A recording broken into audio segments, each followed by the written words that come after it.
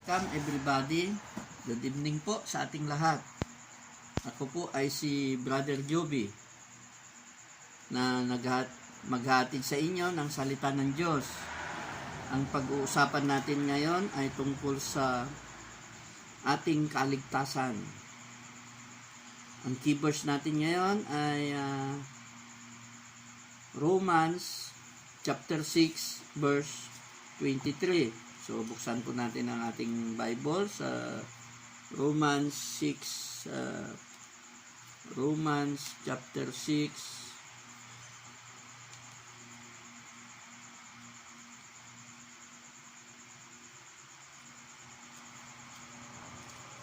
Romans chapter 6 verse 23.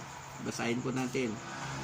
Romans chapter 6 verse 23, King James Bible po itong binabasa ko. For the wages of sin is death, but the gift of God it is eternal life through Jesus Christ our Lord. So let us pray. Heavenly Father, Lord, maraming salamat, Lord, sa gabi nito. Thank you, Lord, sa buhay na binigay niyo sa amin sa araw na to. Salamat, Lord, at binigyan niyo kami ng opportunity, the privilege, Lord, to share your word. Patawarin niyo kami, Lord, hugasan niyo kami, Lord, buksan niyo aming mga puso, aming mga isipan upang maintindihan namin, Lord, ang mga mensahe niyo ngayong gabi sa aming mga buhay. Tulungan niyo kami, Lord, na maintindihan ang mga ito at maniwala kami, Lord, na itong mga salita na ito, Lord, ito ang mga magkapagbigay ng pagbabago sa aming mga pananaw, especially sa spiritual na mga bagay-bagay, Lord. Tulungan niyo kami, Lord, na maintindihan namin at sana, Lord, itong mga salita na to ang magbigay din sa amin ng buhay na walang hanggan, na kami po ay makalapit sa trono ng Diyos. Kami po ay magkaroon ng gabay, patnubay, makahingi kami ng mga pagpapala. Ito po ay aming dalangin sa pangalan ni Jesus. Amen. So, tingnan po natin kung ano po ang ibig sabihin ng mga talata nito.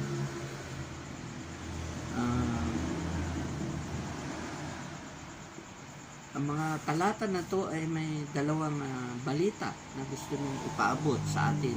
Una ay ang kamatayan. Dahil sa kasalanan, nagkaroon tayo ng kamatayan.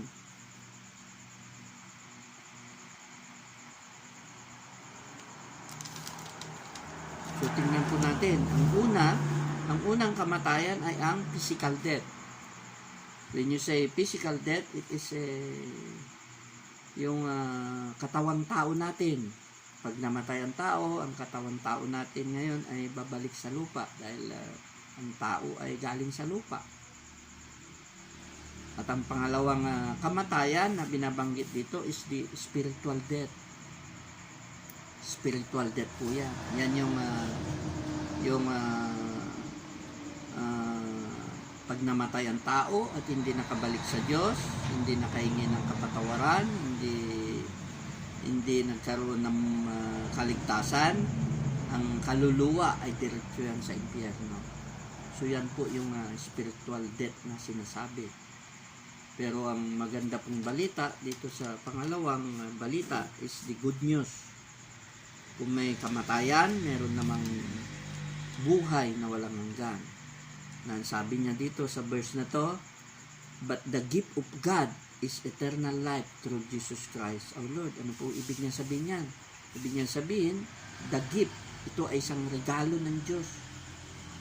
Regalo ng Diyos sa atin na magkaroon tayo ng buhay na walang hanggan sa pamamagitan ni Jesus Christ. So, bakit si Jesus Christ? Tingnan po natin yung ibang talata pa na nagpapatunay na si Jesus lamang ang kaligtasan, ang makakapagbigay ng buhay na walang hanggan. Tingnan po natin yung John 3:16. John 3:16, basahin po natin. For God so loved the world that He gave His only begotten Son, that whosoever believeth in Him should not perish, but have an everlasting life. Ano po ibig sabihin ng verse na to? Ang sabi niya, ganun na lamang ang pagmamahal ng Diyos sa sanlibutan, sa mga tao. Kaya't ibinigay niya ang kanyang kaisa-isang anak upang ang sino mang maniwala sa kanya ay hindi mapapahamak, kundi magkaroon ng buhay na walang hanggan. So, itong verse na to po ay nagpapakita na mahal tayo ng Diyos. Kaya siya na ngayon ang gumawa ng paraan upang ang tao ay maligtas. Kaya pinadala niya ang kaisa-isa niyang anak upang itong kaisa-isang anak na si Jesus, siya ngayon ang maging alay, sacrificial lamb. Yan po ang ibig sabihin nito. So, may verse pa po. Tingnan natin yung Acts 16:31. Acts 16:31. Basahin po natin. Tingnan natin ang Acts 16:31. Acts 16:31. Basahin po natin. Acts 16:31. And they said, believe on the Lord Jesus Christ, and thou shalt be saved, and thy house. So, nakita niyo po, anong sabi niya? Believe on the Lord Jesus Christ. Maniwala ka lang kay Yesu Kristo at ikaw ay maliligtas. So, kumpleto po ang salita ng Diyos na nagpapatunay na si Jesus Christ lamang ang kaligtasan. So, may verse pa po. Tingnan natin yung John 14:6. John 14:6. John 14:6. John 14:6. Ang sabi niya po dito, Jesus said unto him, I am the way, the truth, and the life. No man cometh unto the Father, but by me. So, ito po, ang sabi niya. Ako ang daan, ang katotohanan, at ang buhay. No man cometh unto the Father, but by me. So, ang sabi po niya dito, siya yung daan, katotohanan at ang buhay. Wala pong makakapunta sa kanyang Ama kung hindi sa pamamagitan niya. And that is very clear na si Jesus Christ, itong apat na verse na to ay it proves that Jesus Christ is the only way for us to be saved. So kung gusto po nating magkaroon ng kaligtasan ay kailangan nating maniwala kay Jesus. Na si Jesus ay Savior, Messiah, and our Lord. The Lord of all Lords. At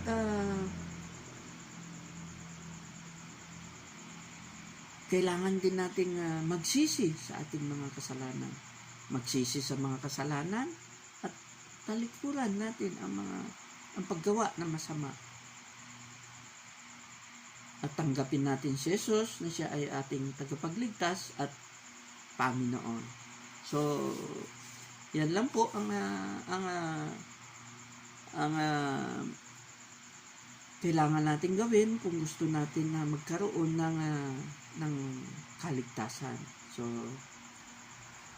kung tutupo sa inyong puso, ay magkakaroon po tayo ng buhay na walang hanggan. So, gusto ko po kayong ipag-pray. So, let us pray. Panginoong Hesus, ako'y makasalanan. Wala akong magagawa upang iligtas ko ang aking kaluluwa mula sa kaparusahan ng impyerno. Nagsisisi ako sa aking mga kasalanan. Patawarin mo ako, nananampalataya ako na ikaw, Jesucristo, lamang ang daan ng kaligtasan. Maawa ka sa akin at iligtas mo ang aking kaluluwa, Panginoong Hesus. Tinatanggap kita sa aking puso na tanging tagapagligtas ng aking kaluluwa. Maraming salamat, Panginoong Jesucristo. At ito po ay aming dalangin sa pangalan ni Jesus. Amen.